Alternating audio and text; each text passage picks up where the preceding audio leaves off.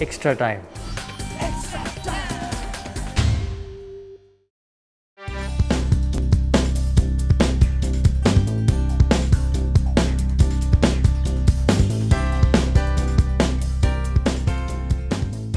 I mean, if you're playing 5 batters and we're looking to back someone at 5, then obviously the batting order that we played in the last game works.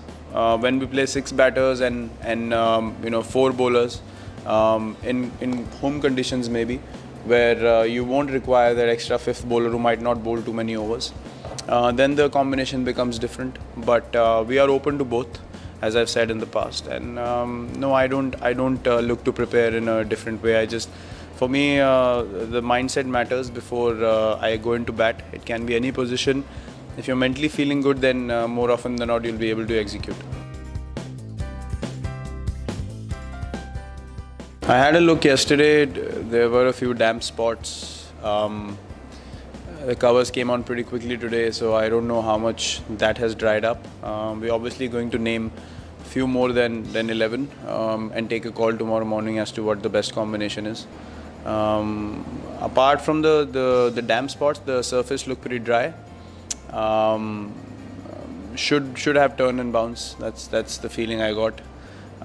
But if we have rain for the next 3 days on and off, then I'm sure the seamers will get much more assistance. Even in the side nets today, the seamers did get a lot of assistance.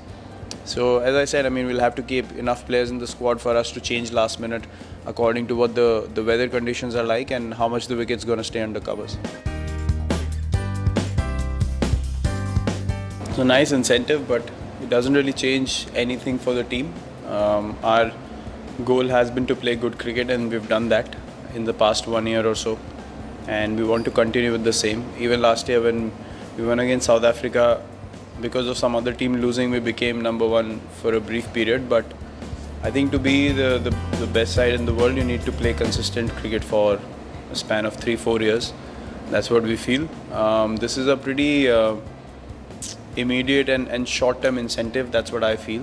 You have to play good cricket for a sustained period of time to actually be the #1 team in the world. We have played good cricket, that's why we have climbed up the rankings, but if you see, we have played lesser number of games compared to other teams.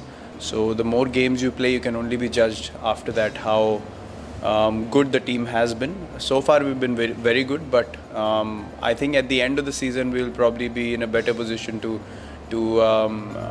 look back at how we've played and then figure out where we stand.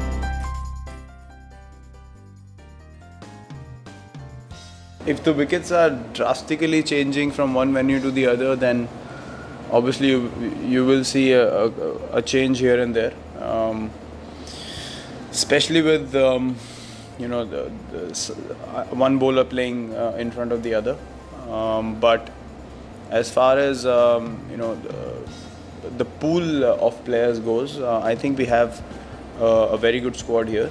We have the standby players that we have back home have the skill sets as well. So everyone has been briefed clearly about the roles that they have to play, and we have players that are being ready according to what we require in every series. So that is one thing that is very important to this team, and that is the only way you can, if you look to take chances, and if you look to take a few risks, that's the only way you can win games and win series, and that's what we always look to do.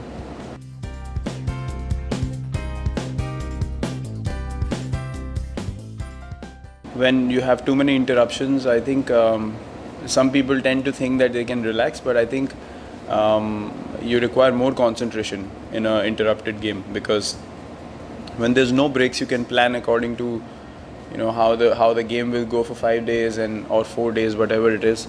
But with breaks, your concentration and your plans can be disrupted very quickly.